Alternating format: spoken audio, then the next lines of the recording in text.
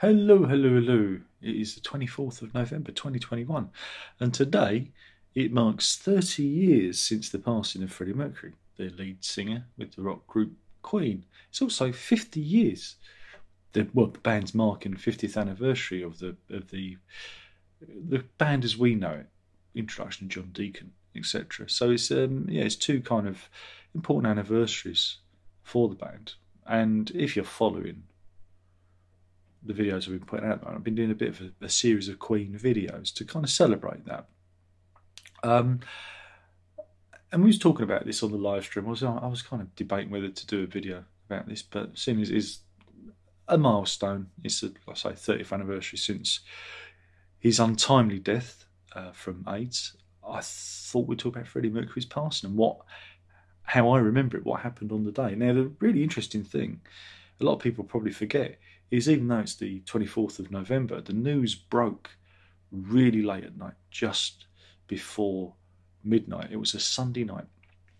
Cast your minds back to 1991. It was a Sunday night. It was shortly before midnight that the news actually broke. It had been quite a good year for Queen, because at the beginning of the year, the Innuendo album was out, the single was out first, then we had the album, and there were a succession of very high profile and well received singles from the album. It was a career highlight. It was one of the better albums from that later period, and things appeared to be quite positive for the band. But little did we know, they did a pretty good job, hiding what was going on behind the scenes. However, there was also an awful lot of media speculation of what was going on in tabloids. There were various pictures of Freddie Mercury, leaving, taxis to go to appointments, and remarks on his appearance. So, if you followed these things, that was always in the back of your mind. And, the AIDS crisis was still, even though it was 1991, and a lot of the big AIDS deaths had happened in the 80s themselves. AIDS was still AIDS and HIV was still a big thing back then. It's a lesser thing now because the medicines and the treatments have improved so greatly, and I think people forget just what a health crisis it was back then and how it affected so many people.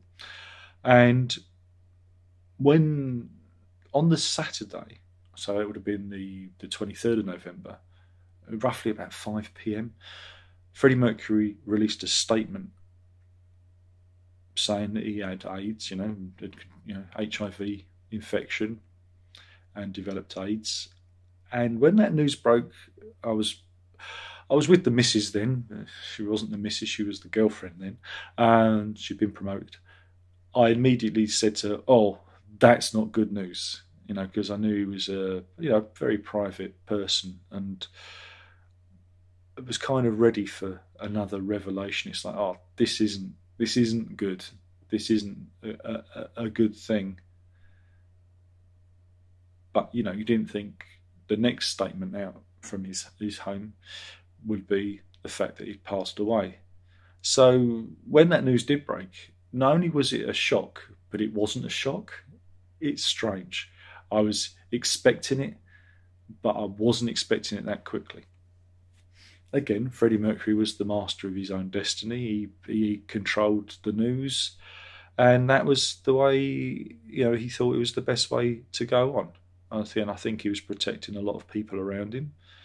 And again, he's of that mind that his private life is his private life. It's none of his business. A lot of people at the time, a lot of people who were campaigning, for HIV and AIDS awareness, were very condemning of him, saying he should have, revealed his status earlier. And there's been a lot of pressure. Again, I think even wasn't there pressure on George Michael to release his HIV status? It's not. It's no one's business. Yeah, it's good if you want to, if you want to come out and be a trailblazer and that, but for some people, it's a private thing, and how they conduct themselves. Again, it's a different time. It's not like now where we all overshare. I'm probably guilty of it as well. I had porridge for breakfast. But back then, I think for a lot of people, because AIDS was still a very scary thing and it could affect your career, and it was a different time. So yeah, for me, I remember the news breaking. I had to get up for university the following morning, and in those days I was going to Ealing College. Well, would it have been the Polytechnic there for West London, or would it have been, or would it have been Thames Valley University? It changed its name 3 times while I was there in the 3 years. Ealing College, funny enough, it was the Ealing College of Art. Funny enough, was where Freddie Mercury studied back in the day. It was all part of the same. I think it was all part of the same campus. But I digress. That's just a coincidence. I remember hearing the news late of the night and just being quite distraught about it. I think, oh man, that's just. So I was, I was upset. I think I may have shed a tear. Like I said, it was expected, but it was unexpected. But that wasn't the endearing memory. The endearing memory was, like I say, getting up early. So I had to get up at like 6:45 in the morning because I had to get out early because I had like an hour and a half commute across town from east to west, and that was my life back then. I remember getting on the tube train on the Central Line, and it was a fairly bleak Monday morning, slate grey skies, and all the headlines on the newspapers was dominated by that story, and everyone seemed real downcast. It was really a subdued atmosphere. Maybe I was just reading into it, maybe I was projecting my own feelings out there, but you really got a sense that it was like the Queen Mother had died. It was that everyone was, there was a real sense of, a gut punch for people. Because again, it was back in a time when, musicians and bands were culturally important. Music was a cultural force. It's lessened so over the years, much to my sadness. But back then, you got to remember, this band filled Wembley Stadium. Their songs to this day are in adverts and in movies. It was an important thing, and you really got a sense of it. And then there was the news coverage throughout the day and throughout the weeks, and it was a real. It was up there with the only comparable was with David Bowie dying. It was up there with that, probably more so because of. Bowie again was another person who deeply controlled his private life, and I think he took some cues from how Freddie Mercury had handled it. But it was that same kind of reaction, disbelief, And here we are today, 30 years later, and we're still talking about him, and the music's still out there, and the band, with Brian May, Roger Taylor, and Adam Lambert, still out there keeping the music alive. I know a lot of people don't like that they do it or don't appreciate Lambert's voice, but you have to keep the music alive, otherwise you will be forgotten. You will end up like another Jimi Hendrix or any of those bands. People don't talk about Buddy Holly or Bill Haley. Even Elvis Presley's gone off the boil, because once you die, it dies with you. And it's the same with any art.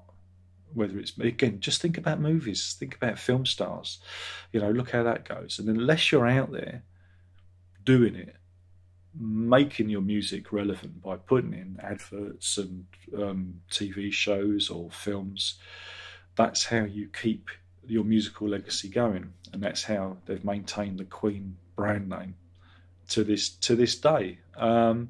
And it's very rare for a band to do that, for a significant member of the band to leave, and that's a euphemism, and for the band to carry on and the music to still be as appreciated to the day. And that's a remarkable thing about Queen.